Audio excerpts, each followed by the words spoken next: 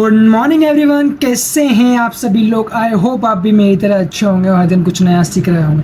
जैसे कि आपने थंबनेल देख ही लिया होगा इस वीडियो का, तो अब हम इसके अंदर क्या डिस्कस करने वाले हैं। अब हम इस वीडियो के अंदर अपना बजट जो हमारा यूनियन बजट 2024-2025 का पार्ट 2 डिस्कस करने वाले हैं। तो आज की हम वीडियो में क्या डिस्कस करने वाले हैं, आज की हम वीडियो में बहुत ज़्यादा इंटरेस्टिंग और बहुत ज़्यादा इम्पोर्टेंट पार्ट है ये हमारी बजट का, जिसका आपको बेसब्री से इंतज़ार था कि आज के हम बारे में बात करने वाले हैं कि इसके fiscal deficit and the direct tax proposal, क्या चेंजेस आए हैं हमारे टैक्स रिजीम में। डायरेक्ट टैक्स प्रपोजल, क्या ऐसी एग्जामिशंस मिली होंगी हमें, नहीं, क्या न्यू रिजीम के क्या फ़ायदे हैं। तो आज हम इसके बारे में डिस्कस करने वाले हैं।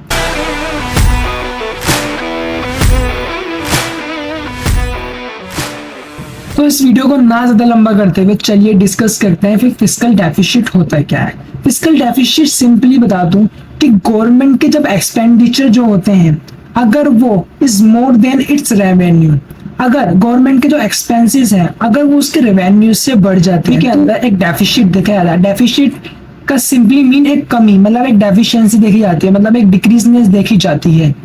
और फिस्कल से आप फिस्कल का तो आपको मीनिंग पता है, फिस्कल ईयर में फाइनेंशियल ईयर, फिस्कल ईयर जिसके अंदर चीज़ों का फाइनेंशियल प्लानिंग है कि किसी भी चीज़ का रेवेन्यू एक्सपेंडिचर का एग्जामिनेशन होता है।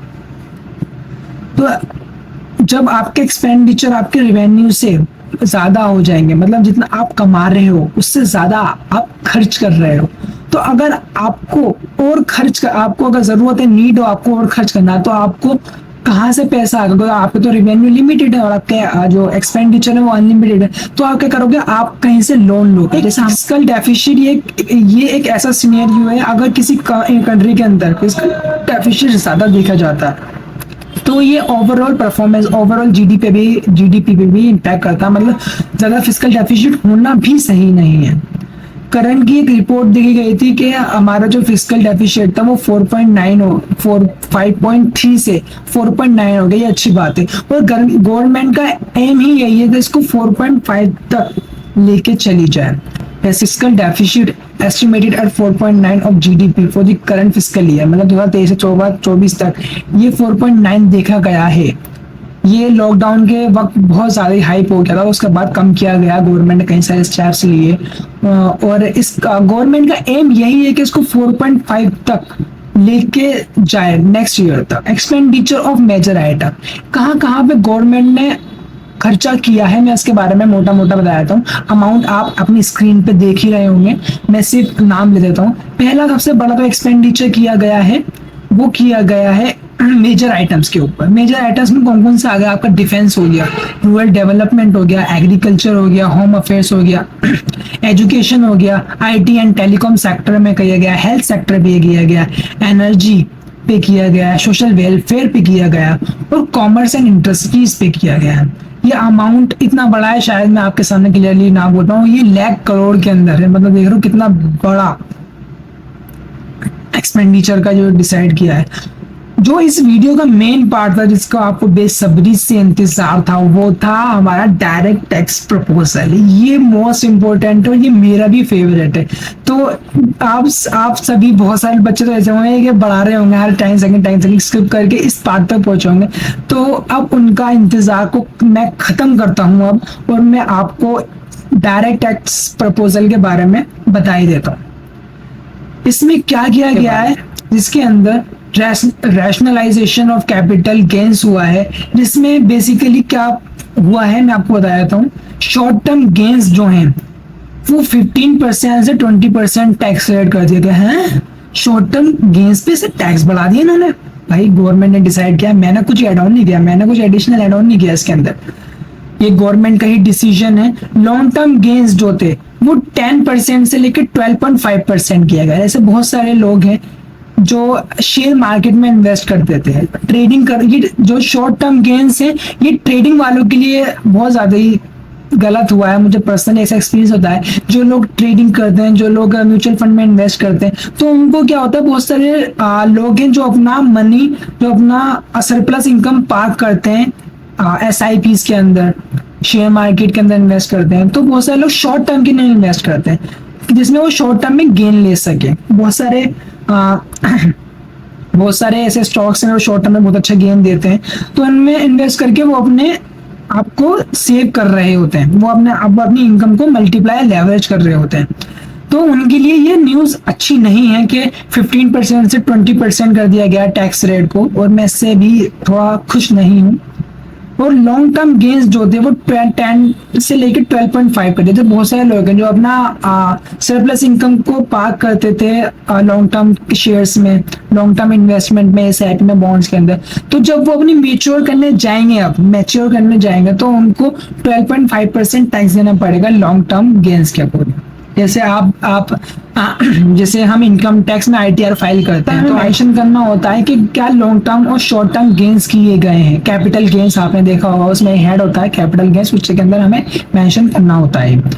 हम नेक्स्ट बात कर लेते हैं increase in limit of exemptions. आप यहाँ पे आके थोड़ा सा खुश हो सकते हो कि जो एग्जेम्पशन की लिमिट थी वो थोड़ी बढ़ा दी गई है। अब हम एम्प्लॉयमेंट एंड इन्वेस्टमेंट के ऊपर बात कर लेते हैं। Abolish angel tax for all class investor. Next point है इसके अंदर simpler tax regime to operate domestic quiz. Provide for safe harbor rates for foreign mining companies like selling raw diamond. जो बहुत सारी कंपनी जो raw diamond सेल करती थी और जो ऐसी एक्टिविटी में इंडल्स थी, उनके लिए थोड़ा सा सेफ हार्बर रेट प्रोवाइड किया गया है। कॉर्पोरेट टैक्स जो होता है हमारा कंपनी के अंदर कॉर्पोरेट टैक्स थे, उसको कम कर दिया गया, 40% से 35% कर दिया गया है। Simplifying new tax regime. अब न्यू टैक्स रिजीम के बारे में डिस्कस कर लेते हैं। 0 to 3 लाख नील रहने वाला हमारा, 3 to 7 lakh 5%, 7 to 10 lakh 10%, 10 to 12 lakh 15% और 12 to 15 लाख 20%। एंड अगर 15 लाख से अबव है तो 30% टैक्स पे करना पड़ेगा, प्लस में एक अमाउंट का सरचार्ज भी पे करना पड़ता है आपको। तो बहुत सारे लोगों को ओल्ड टैक्स रिजीम और न्यू टैक्स रिजीम के बेनिफिट्स नहीं पता होंगे, तो मैं बता देता हूँ। जैसे न्यू टैक्स रिजीम के अकॉर्डिंग आपको कई सारी डिडक्शंस का क्लेम नहीं ले सकते आप, और ओल्ड टैक्स रिजीम में फायदेमंद उसके लिए है जो